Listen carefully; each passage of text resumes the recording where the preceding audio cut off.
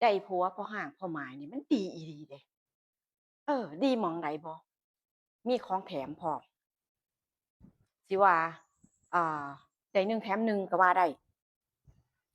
เพิ่นก็มองแบบนี้เพราะว่า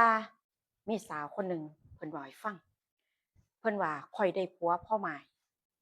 ลูกติดแต่ว่าลูกบ่ได้เลี้ยงนำเขาดอก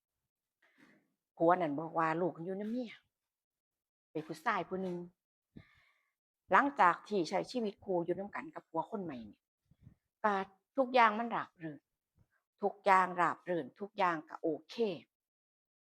อยู่นำกันได้แต่มาวันหนึ่งผัวบอกว่าทางลูกน่ะติดต่อมาว่าอยากสิมาอยู่นำบ่ถูกกันกับอ่าผัวใหม่ของแม่น่ะแม่แท้ๆที่เขาเลี้ยงเขาก็มีครอบครัวคือกันพอเขาแต่งงานใหม่เขามีผัวใหม่แล้วบ่ถูกกันบัดขอมาอยู่นำพ่อปฏิเสธบ่ได้แล้วเฮ็ดจั่งใดล่ะคันสิว่าบ่ได้เด็ดขาดเด็ดเดียวก็สงสารผัวเดะสงสารผู้เป็นผัวแม่นบ่ คนเรามันต้องเห็นอกเห็นใจกันเนาะในเมื่อฮักพ่อเขามันก็ต้องฮักลูกเขานำจังซี้นะฝ่ายแม่นี่ก็ว่าคันว่าจังซั้นก็ให้เขามาอยู่นำกันนี่ล่ะลูกนี่ก็ใหญ่แล้วเดะใหญ่จนเป็นหนุ่มจนคันเว้าง่ายๆก็พ่อมีลูกมีเมียมีครอบครัวไปแล้วล่ะแต่ว่าเพิ่นยังบ่ทันมีเมีย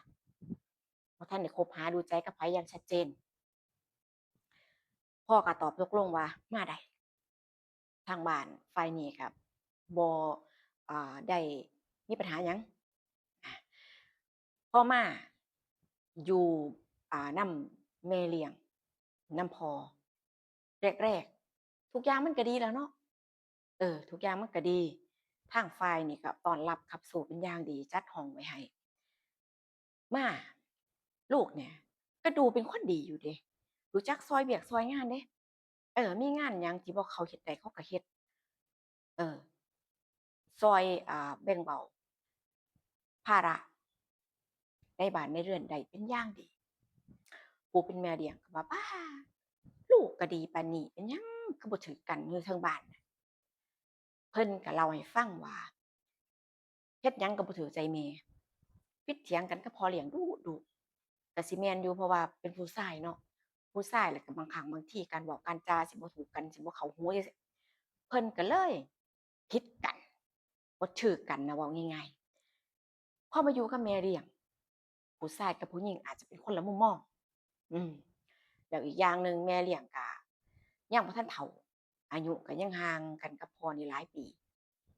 คันสิมองแล้วก็สิเป็นแบบเอิ้นพี่ก็ได้จังซี้นะหน้าตาดีพร้อมเดะหน้าตาสาวสวยนิสัยใจคอก็เท่าที่คนรู้นี่ก็คือว่าเป็นคนดีอะเออพออยู่ไปเป็นเดือน2เดือนจั่งซี้เข้า ก็สนิทสนมกันมากขึ้นเนาะระหว่างแม่เลี้ยงกับลูกเลี้ยงผู้เป็นพ่อเนี่ยบางครั้งบางทีเพิ่นก็สิไปเฮ็ดงานอาเพราะว่าเพิ่นมีเฒ่าแก่รับเหมาเนี่ยไปเหมางานหม้องนั้นหม้องนี้เพิ่นก็สิไปเฮ็ดนำแต่ว่าบ่ได้ไปตลอดคือหมายถึงว่าพอไปเฮ็ดงานตรงนั้นเสร็จก็กลับมาพอถ้าเกิดว่าเฒ่าแก่มีที่งานให้เฮ็ดใหม่ก็ไปสิบ่ค่อยได้อยู่บ้านตลอดประมาณนี้ว่าแล้วทีนี้ เออก็ลูกชายกับแม่เนี่ยอยู่บ้านกันตามลำพังเพิ่นก็สิเฮ็ดน้ำหัวน้ำสวนเพราะว่าส่วนหนึ่งก็สิปลูกผักผู้แม่นี่สิดูแลสวนผักทุกอย่างในสวนเล็กๆน้อยๆที่แบบเฮ็ดไว้เหลือกินก็เก็บขายปลูกกินปลูกขายนั่นล่ะเอาง่ายๆบัดทีนี้ลูกชายนั่นก็บ่ได้ไปเฮ็ดงานไสนำเพิ่นก็ดูแลส่วนนี้ไป อย่างเช่นว่าเอ่อถากหญ้าหรือว่าพ่นดินนู่นนี่ที่ว่างานที่ใช้กำลังเยอะๆแม่ก็จะยกให้เป็นให้ลูกชายเฮ็ดจังซี้นะผัวนี่ก็ไปทำงานอาทิตย์หนึ่งมาครั้งหนึ่งบางครั้งงานบ่แล้วง่ายก็2อาทิตย์จังซี้เดะก็เป็นจังหวะเวลาจังซี้นะที่ว่าพ่อก็มองว่าลูกมาอยู่นำจังซี้ก็สิยังดีอย่างหนึ่งก็คือว่าแม่เนี่ยจะมีผู้ช่วยงาน แล้วก็ได้อยู่เป็นเพื่อนแม่ดูแลแม่ไปนำจังซี้เพิ่นก็เบาใจเพิ่นก็สบายใจขึ้นแต่ว่า เรื่องที่มันลึกซึ้งไปกว่านั้นติล่ะผู้เจ้าเชื่อบ่ด้วยความใกล้ชิดเนาะช่วยอ่าแบ่งเบางานในหน้าที่ที่พ่อน่ะบ่อยู่จังซี้พ่อไปเฮ็ดงานข้างนอกเนาะลูกก็รับหน้าที่ไปด้วยความเข้าอกเข้าใจเพิ่นช่วยงานโน่นนี่นั่นสนิทสนมกันได้ใกล้ชิดกันช่วยเหลือกันบาดนี้ความใกล้ชิดตรงเนี้ยมันก่อเกิดให้มีความแบบว่าอ่าแปลกๆในใจของแต่ละฝ่ายเนี่ยเกิดขึ้น เริ่มก็คือลูกลูกนี่เริ่มต้นก่อนรู้สึกว่าลูกเนี่ยเอ่อจะใกล้ชิดมากเกินไปบางครั้งบางทีผู้เป็นแม่น่ะรู้สึกได้ก็ใกล้ชิดมากเกินไปบางครั้งบางทีก็บังเอิญเดินชนหรือว่าคือแบบว่าสัมผัสกันโดยบ่ได้ตั้งแบบว่าคือจั่งบ่ได้ตั้งใจแต่ว่ามันก็เกิดจากความตั้งใจของอีกฝ่ายหนึ่งจังซี้นะบ่อยครั้งผู้เป็นแม่ก็รู้สึกแปลกใจว่าบางครั้งเนาะความรู้สึกอะนะว่า มันมันบ่เหมาะบ่ควรจังซี้แล้วก็ด้วยความคิดว่าตัวเองเนี่ยก็บ่แม่นแม่แท้ๆเขาเดะเป็นแม่เลี้ยงจังซี้มันอาจจะบ่ดีถ้าเกิดว่าใจเจ้าของนี่มันก็บ่เป็นหยังดอกแต่ว่าฝ่ายใจของแม่เลี้ยงนี่ก็บ่นิ่งแล้วก็บ่ธรรมดาคือกัน เหตุผลเพราะว่าภายนอกครอบครัวเนี่ยผัวเนี่ยก็ดีอยู่เป็นคนขยันรู้จักทำมาหากินหาเงินเข้าครอบครัวอยู่ตลอดบ่เป็นคนเกียจคร้านเดะแล้วบัดนี้แต่มันมีสิ่งหนึ่งสำหรับความสัมพันธ์ของผัวเมียลึกซึ้งแบบความสัมพันธ์แบบอ่าลึกๆอะมันขาดหายไปผัวนี่กับเมียคือบ่มีความสัมพันธ์กันมานานหลายเดือนแล้วแต่ว่าเรื่องแบบนี้มันสิเว้าให้ไผฟังก็บ่ได้เนาะ ก็เก็บไว้ในใจแล้วบัดคนที่แบบว่าขาดความอบอุ่นเนาะขาดความอบอุ่นขาดความเข้าอกเข้าใจจังซี้มันก็รู้สึกเหงาแม่นบ่พอมีคนใหม่บ่ว่าไผแล้วที่เป็นเพศตรงข้ามเนี่ยเข้ามาใกล้ชิดเข้ามาเอ่อสนิทสนมคือว่าเหมือนกับจุดไฟในใจเหมือนกับปลุกไฟของความรู้สึกให้มันลุกโชนขึ้นเพราะว่ามันมันมีสิ่งที่เฮ็ดให้จิตใจอะคือโหยหาเนาะคนที่ก็แบบว่ามีความรู้สึกแบบยังโหยหาอยู่แต่ว่าผัวก็ให้ความสุขได้บ่เต็มที่ประมาณนี้นะเออแล้วบาดนี้ผัวก็บ่อยู่อยู่แต่กับลูก2คนก็เฮ็ดกับข้าวกับน้ำก็เฮ็ดช่วยกันกินนำกันจังซี้เนาะเออเบิ่งไปเบิ่งมาก็คือจั่งว่าบทบาทของลูกเนี่ยหลายกว่าผัวด้วยซ้ำไป ในความรู้สึกของผู้เป็นเมียเดะคิดไปว่าความเป็นจริงแล้วบทบาทนี้ผัวควรสิได้รับจากผัวจังซี้แหมแต่ว่าบ่แม่นมันก็เป็นคนอื่นก็เป็นลูกชายลูกเลี้ยงประมาณนี้เนาะเพิ่นก็เป็นหนุ่มแล้วก็แบบหน้าตาดีพอสมควรจังซี้เออบัดนี้ใกล้ชิดกันมากเกินความจำเป็นแล้วก็คือแบบว่ามันก็เพ้อใจความคิดเอ่อจั่งใดอะ ไปไกลแล้วจังซี้นะพ่อก็แฮ่งบ่อยู่เนาะคือความต้องการของคน2คนเนี่ยใจมันตรงกันเดะอืมก็เลยแบบว่าก้าวผ่านคำว่าบ่เหมาะสมบ่ถูกต้องคืออีกฝ่ายหนึ่งก็ยังแบบว่ามีความเหงาเอ่อความต้องการอีกฝ่ายหนึ่งก็เป็นคือกันจังซี้มันก็สานสัมพันธ์กันได้ง่ายเนาะอืมพอมีคืนหนึ่ง จั่งใดก็บ่มีไผอยู่แล้วว่าง่ายๆว่าอยู่กัน2คนนี่คือแม่เนี่ยก็เข้าไปหาลูกชายในห้องแม่เข้าไปหาลูกชายในห้องก็ไปนั่งคุยกันถึงความรู้สึกเจ้าของที่ว่าง่ายๆว่าเปิดใจคุยกันว่าความรู้สึกเจ้าของนี่ว่าแม่เนี่ยก็เหงาแบบว่าพ่อน่ะบ่ได้ให้ความสุขแล้วก็บ่ได้อยู่นำคือจังซี่ล่ะมันไปเฮ็ดงานอาทิตย์2อาทิตย์ก็บ่กลับมาก็คือแบบบ้ามันแบบว่า ความสุขของผัวเมีย ของชีวิตคู่เนี่ยมันขาดหายไปคือบ่มีเลยบ่ฮู้ว่าสิเฮ็ดจั่งใดดีคันว่าแม่สิไปหาความสุขนอกบ้านก็ย้านคนประณามย้านคนด่าย้านคนเว้าย้านพ่อนี่อับอายก็ด้วยความที่ว่ารักก็เลยบ่กล้าคือลักษณะคือจั่งแบบว่าระบายความในใจจังซี้นะอีกฝ่ายหนึ่งก็มีความคิดแบบลึกๆอยู่แล้วเนาะมีความรู้สึกกับแม่เนี่ยกับแม่เลี้ยงเนี่ยลึกๆอยู่แล้วจังซี้นะเพิ่นก็ลักษณะคือจังมันใจตรงกันแม่นบ่ล่ะก็ชอบคือความคิดของลูกเนี่ยตั้งแต่ก้าวขาเข้ามาอยู่บ้านหลังนี้มาอยู่นำแม่เลี้ยงเพิ่นก็เห็นแม่เลี้ยงบ่แม่นแม่บ่เป็นแบบลักษณะแบบเป็นแม่คนหนึ่งแต่ว่าเห็นเป็นผู้หญิงคนหนึ่งผู้หญิงที่ตรงสเปกถูกใจทุกอย่างทุกอย่างที่เป็นตัวตนของแม่เลี้ยงจังซี้นะเพิ่นก็สิแบบว่าง่ายๆคือแอบมักแอบชอบนั่นล่ะในเมื่ออีกฝ่ายหนึ่งมาระบายความในใจแล้วก็มาพูดถึงว่าตัวเองต้องการหยังจังซี้เอ้าคิดว่ามันสิหยุดได้บ่ล่ะมันสิห้ามใจได้บ่เอ่อลูกลูกน่ะก็บอกว่าลูกเนี่ยก็ตั้งแต่เห็นครั้งแรกก็บ่เคยมองแม่นี่ว่าเป็นแม่คนหนึ่งแต่มองเป็นผู้หญิงที่แบบตรงสเปกที่แบบเป็นผู้หญิงที่หามานานคือแบบว่าเห็นปุ๊บก็หลงรักเลยนั่นน่ะเพิ่นก็คือแบบต่างฝ่ายต่างเปิดใจกันบัดนี้ก็ลืมไปลืมสถานะตัวเองลืมว่าตัวเองเป็นแม่อีกฝ่ายหนึ่งกับตัวเองเป็นลูกมันบ่ควรเด้ถึงสิเป็นสถานะลูกเลี้ยงกับแม่เลี้ยงก็ตามจังซี้นะมันก็บ่เหมาะบ่ควรแม่นบ่เออ พ่อหลงพ่อลืมความหักมันบังตาคือผู้เฒ่าเพิ่นว่าความหักบังตามันก็สิบ่ฮู้ว่าอิหยังผิดอิหยังถูกนั่นล่ะคนสองคนเนาะ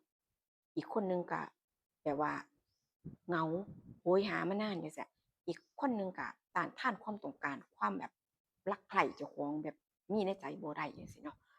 อาพอมาเจอกันมันสิเกิดหยังขึ้นมันจะว่าอ้าวแม่ลูกเนี่ยก็ก้าวผ่านคำว่าถูกต้องศีลธรรม เผลอมีความสัมพันธ์กันในคืนนั้นผู้เป็นพ่อก็บ่ฮู้เรื่องรู้ราวแล้วเพิ่นก็ไปทำงานปกติของเพิ่นไปทำงานปกติหาเงินก็ว่าเฮ็ดเพื่อครอบครัวแม่นบ่ล่ะก็บ่คิดบ่ฝันว่าลูกเจ้าของกับเมียเนี่ยสิเป็นใจกันขนาดนี้สองคนตักตวงความสุขอย่างเต็มที่ในคืนนั้นสิ่งที่คิดสิ่งที่แอบหวังสิ่งที่ต้องการเนี่ยมันเป็นไปตาม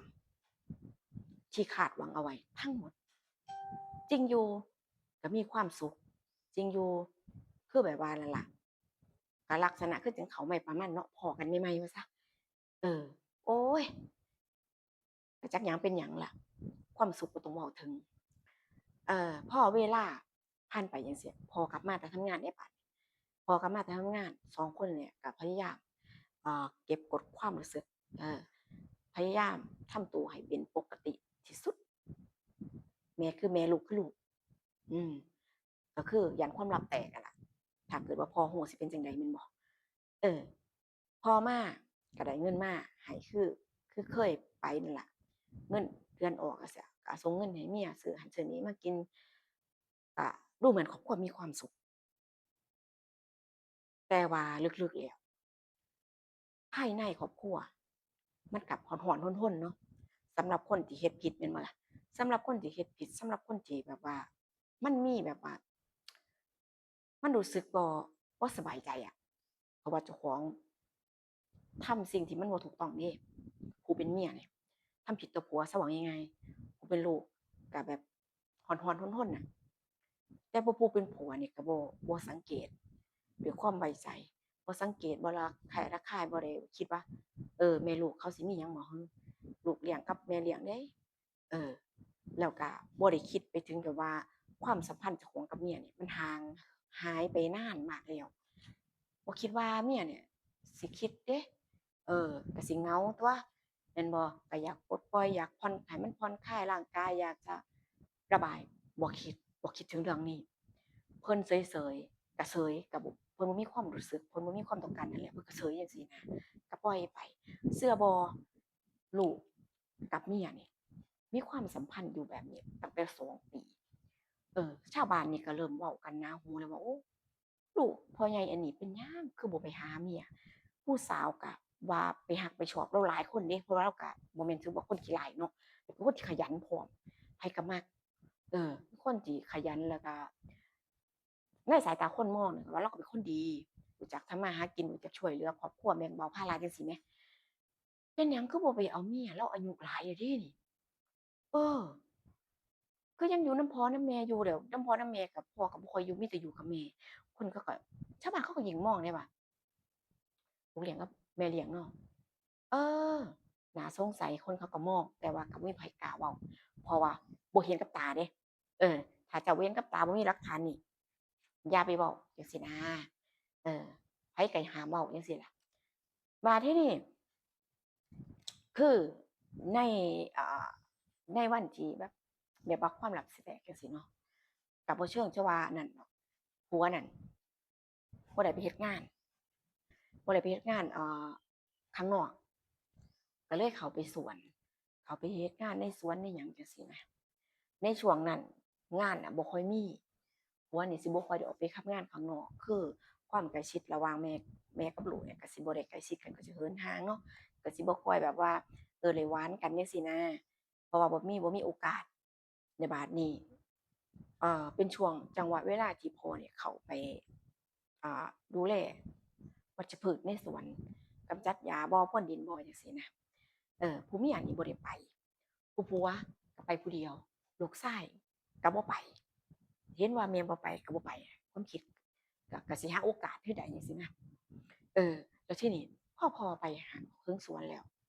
กะระยะเวลาบ่เกิน30นาทีดอก2 คนนี่ก็โอกาสเดะนานๆเดี๋ยวมันนานแล้วเนาะ บ่ได้บ่ได้อยู่นำกันบ่มีเวลาแบบ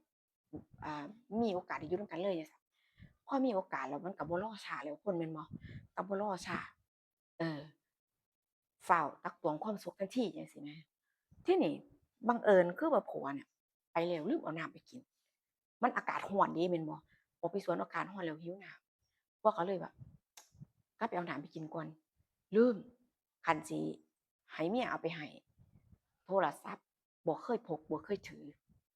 มีแต่บ่ถือจังซี้นะแล้วก็เดินกลับมาก็สิตะโกนก็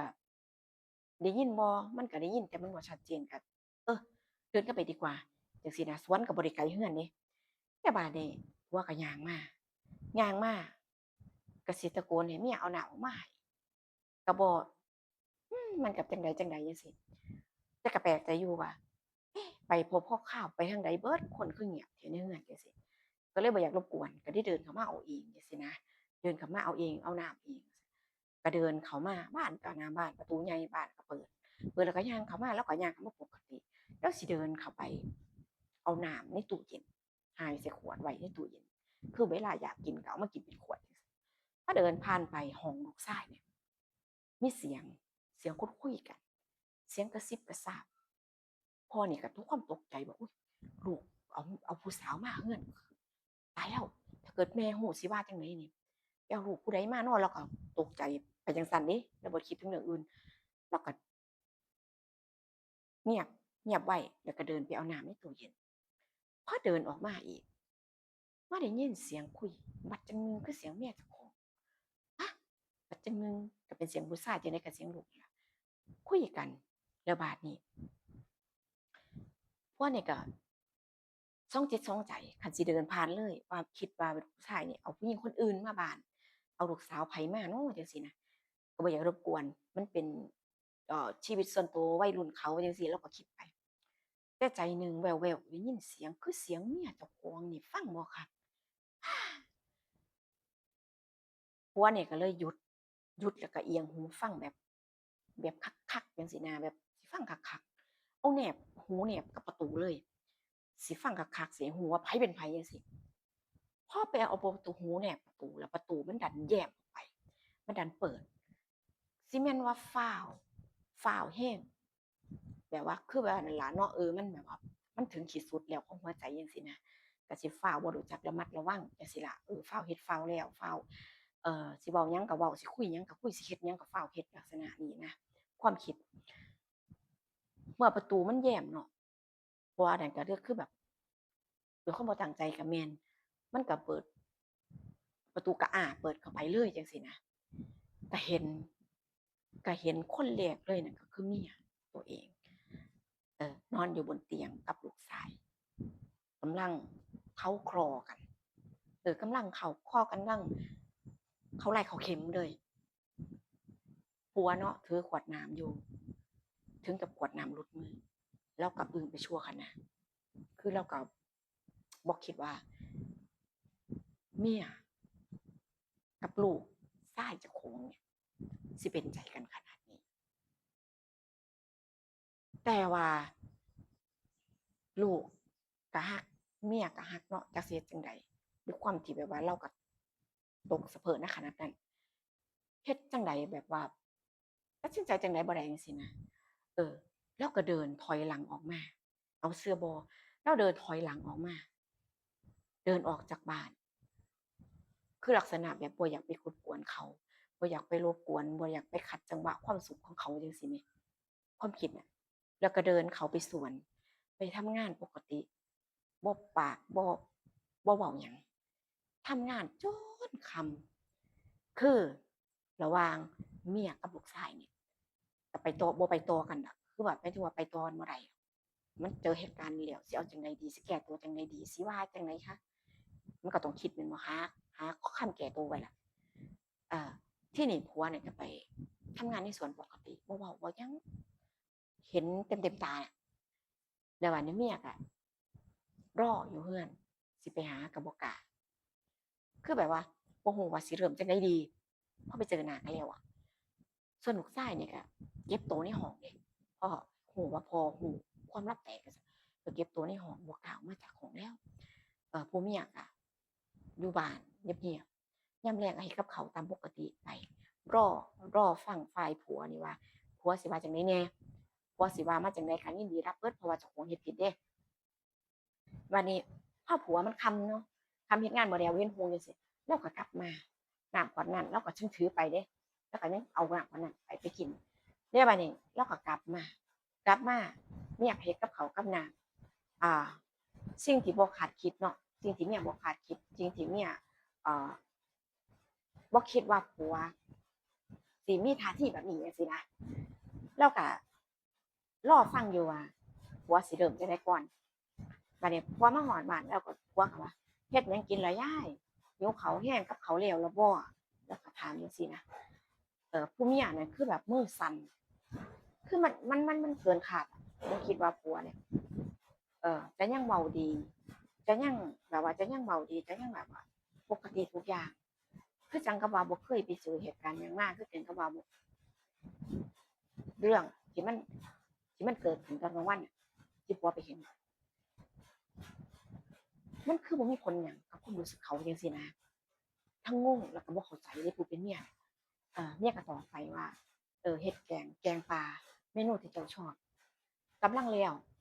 กินพอดีแซ่บๆพอดีเลยเนี่ยเพราะว่าอาหารที่เฮ็ดแล้วใหม่ๆมันก็แซ่บอยู่แล้วเนาะเออก็กินข้าวกินหยังแล้วก็ถามหาลูกชายว่าอ้าวแล้วลูกล่ะคือบ่เอิ้นลูกมากินข้าวกินข้าวกินน้ำนำกันพร้อมหน้าพร้อมตากันคือซุมื้อเพราะว่าลูกบ่กล้าออกมาเดะบ่กล้าออกมาจากห้องพ่อน่ะก็เดินไปเคาะประตูว่ามากินข้าวพร้อมหน้าพร้อมตาเพราะปกติก็คือถ้าเกิดว่าบ่ไปไสจังซี้ก็สิกินข้าวพร้อมหน้าพร้อมตากัน3คนพ่อแม่ลูกจังซี้ทุกวันถ้าเกิดว่ามีธุระหรืออีกฝ่ายบ่อยู่จังซี้ถึงจะแบบว่าบ่ต้องรอแบบนี้นะชีวิตปกติกินข้าวกินหยังก็คุยกับเมียกับลูกปกติเราก็บ่ถามว่าอีนั่นจั่งใดจั่งซี้จั่งเจ้าเป็นจั่งใดเจ้าคือเฮ็ดกันจั่งซี้เจ้าคือมั่วเจ้าคือเฮ็ดเรื่องที่มันหนาว่าจังซี้ผัวก็บ่เว้าเลยเชื่อบ่ผัวบ่เว้าหยังแล้วเมียก็บ่สบายใจไปหรือว่ามาแบบดีแล้วสิมาแบบร้ายแบบที่เราบ่คาดคิดบ่สบายใจแล้วผู้เป็นเมียคือผัวก็มองออกเนาะว่าเมียนี่กังวลใจบ่สบายใจพอตอนยามกลางคืนจังซี้พอยามช่วงพักผ่อนยามหลับยามนอนจังซี้ผัวก็ คุยกันระหว่างผัวเมียตอนที่เขานอนว่าเจ้าบ่ต้องไปคิดหยังหลายบ่ต้องไปกังวลใจข้อยเข้าใจอยู่ว่าข้อยให้ความสุขเจ้าบ่ได้ข้อยให้ความสุขเจ้าบ่ได้ข้อยเฮ็ดให้เจ้าอะแบบว่าบ่มีความสุขถ้าเจ้าที่เป็นอยู่เนี่ยจะมีความสุขก็เฮ็ดไปข้อยบ่ว่าหยังเออเรื่องผิดถูกหรือว่าศีลธรรมจั่งซี้สิ่งที่มันผิดสิ่งที่มันบ่ดีเจ้าก็สิน่าสิรู้ดีให้เจ้าคิดเอาเองก็บอกเมียเนาะผัวน่ะบอกเมียว่าให้เจ้าคิดเอาเองเด้อส่วนข้อยน่ะข้อยบ่ว่าหยังลูกข้อยก็รักเมียข้อยก็รักแต่ถ้าเกิดว่าสิ่งที่เจ้าเฮ็ดเนี่ยเจ้าคิดว่ามันดีมันถูกต้องก็เฮ็ดไปข้อยบ่ว่าหยังแล้วก็บ่ต้องกังวลใจบ่ต้องกังวลใจบ่ต้องคิดมากคือเมียเนาะด้วยความรู้สึกผิดแล้วแม่นบ่แล้วบัดนี้ผัวก็บ่ว่าผัวก็บ่ให้คือแบบผัวก็เข้าใจน่ะนะด้วยความที่แบบว่าผัวเข้าใจจังซี้คือสิไปต่อก็ไปต่อบ่ได้สิหยุดก็หยุดบ่ได้อยู่ระหว่างกึ่งกลางเอา FC ถ้าหมู่เจ้าได้ฟังแล้วได้ฟังถึงตอนจบเนาะใครที่ฟังถ้าชอบจริง FC ตัวจริงก็สิฟังจบนะถ้าเป็นเหตุการณ์อย่างนี้เกิดกับให้เจ้าเอาเจ้าสิเลือกหยังเจ้าสิเลือกจังไดผัวเนี่ยเข้าใจถึงความสัมพันธ์ของระหว่างเมียกับลูกอ่ะบอกง่ายๆว่าอนุญาตให้เจ้าสองคนนี่อยู่กันแบบมีความสุขได้สิมีอีหยังกันก็มีไปเพราะว่าเรารู้ถึงศักยภาพของตัวเองมันไปต่อบ่ได้คือว่าเราทำดีทุกอย่างเลี้ยงดูครอบครัวแบบว่าบ่ให้ครอบครัวอดอยากแต่ว่าคือให้เมียอดอยากคือบอกง่ายๆว่าครอบครัวบ่อดอยากแต่ตัวผู้เป็นเมียนี่อดอยากอ่ะแล้วก็เลยแบบว่า เจ้ามีความสุขเจ้าก็ใช้ชีวิตไปสิ่งใดบ่ดีสิ่งใดดีเจ้าก็สิรู้สิเห็นแล้วเจ้าก็แยกแยะเอาเองเด้อพี่น้องเอา100คนสิมีบ่เกิน5คนดอกไปถ้าสิเว้าว่าป๊าดคือมาใจดีแท้ผัวแม่นบ่หมู่เจ้าคิดคือข้อยบ่คลิปนี้ซะมายาวแท้พี่น้องคลิปนี้ซะมายาวแท้แต่ว่าข้อยก็อยากเว้าให้มันจบแหมเรื่องราวมันก็ยาวแหน่เนาะมันก็มีหลายตัวละครนะเออ คือ100คนสิมีบ่5คนดอกคนที่ใจดีแล้วก็ใจกว้างให้เมียไปมีความสุขกับคนอื่นสิว่าคนอื่นบ่ก็บ่แม่นคนอื่นมันคนในบ้านนะเออแล้วที่นี่ผู้เจ้าคิดจั่งใดบาดนี้เอาเมียเราอะนะเนาะด้วยความที่แบบว่าเห็นอกเห็นใจผัวนะเพราะว่าผัวเนี่ยเข้าใจแล้วก็แบบว่าดีหลายจังซี้คนเราเนาะเพราะว่าพอคนดีมันก็สิแพ้ความดีเดะบาดนี้เมียก็เลยหยุดความสัมพันธ์ระหว่างเจ้าของกับลูก เออถึงแม้ว่ามันสิอยู่บ่ได้มันสิโหยหาปานใดก็ตามเราว่าเราก็ต้องหยุดเราต้องหยุดความสัมพันธ์นี้ให้ได้แล้วบัดนี้ลูกชายเนาะก็เสียจั่งใดล่ะคือว่าคนที่มีความสัมพันธ์กันขนาดนี้มันก็ต้องเกิดความรักความชอบความอิหยังต่างๆนานาแม่นบ่เออแล้วคือแม่กับพ่อเนี่ยก็เลยว่าหาเมียให้เลาเป็นผู้สาวที่อายุต่างกันอยู่อายุหลายกว่าลูกชายแต่ว่าคือว่าก็เฮ็ดจั่งใดอะถ้าเพิ่นมักก็ไปขอให้จังซี้นะผู้ใหญ่จัดการว่าง่ายๆก็ถามความเห็นลูกอยู่ว่าเป็นจั่งใดชอบบ่จังซี้ลูกชายว่าก็ชอบหนึ่งคืออยากสิตัดปัญหาเรื่องในครอบครัวนี่ให้มันจบให้มันขาดไปในลักษณะนี้ว่าลูกชายเนี่ยก็เห็นด้วยก็แต่งงานไปก็เลยแต่งงานกับผู้หญิงที่ผู้ใหญ่หาให้จัดหาให้แต่งไปอยู่อ่าเป็นครอบเป็นครัว คือแบบเป็นมีเมียเป็นของตัวเองถ้าว่าง่ายๆแล้วก็แต่งพ่อแม่ว่าจั่งใดก็ว่าตามหนึ่งก็คืออยากสิตัดความสัมพันธ์ระหว่างเจ้าของกับแม่เนี่ยให้มันขาดไปเรื่องเล่าวถึงได้เงียบแล้วก็ได้จบผู้เป็นพ่อเนาะจริงอยู่อาจจะใจกว้างแต่ว่าเราก็รับได้แต่ว่าพูดถึงว่าเราก็สบายใจขึ้นในระดับหนึ่งที่ว่าอย่างน้อยลูกเนี่ยก็ได้มีครอบครัวไปเรื่องมันก็จะได้จบได้สิ้น ผู้เป็นเมียเนี่ยคือละอายใจนับจากนั้นก็บ่ไปยุ่งเกี่ยวกับไผอีกเลยอ่า บ่ว่ามันสิเหงาหรือสิโหยหาอิหยังต่างๆนานาก็สร้างมันคือสิเก็บกดสิหยุดมันให้ได้เราว่าคือแบบพอเห็นผัวในครั้งนั้นแล้วมันเป็นเรื่องที่แบบโอ้ยเจ้าของนี่เป็นคนที่ซัวแห้งเด้ถ้าเป็นแบบนี้แม่นบ่เป็นไผก็สิคิดแนวนี้แบบอู้เจ้าของคือซัวแท้ทำร้ายจิตใจคนดีๆได้จังได๋วะคนดีขนาดเนี้ยมันหาบ่มีแล้วเดะบนโลกใบนี้100คนสิมีผู้5คนบ่ที่มีผัวใจดีขนาดนี้เอาโอกาสดีๆมันสิบ่มีให้บ่อยแม่นบ่แล้วเราก็อยากรักษาคนดีๆให้อยู่กับเราตลอดไปจังซี้แหมเราก็เลยตัดสินใจแบบนี้พี่น้องคลิปนี้คือยาวแท้ฟังจบบ่ผู้ใดฟังจบคอมเมนต์ให้ข้อยหน่อยเด้อโอ้ยให้ชื่นใจแหน่30นาที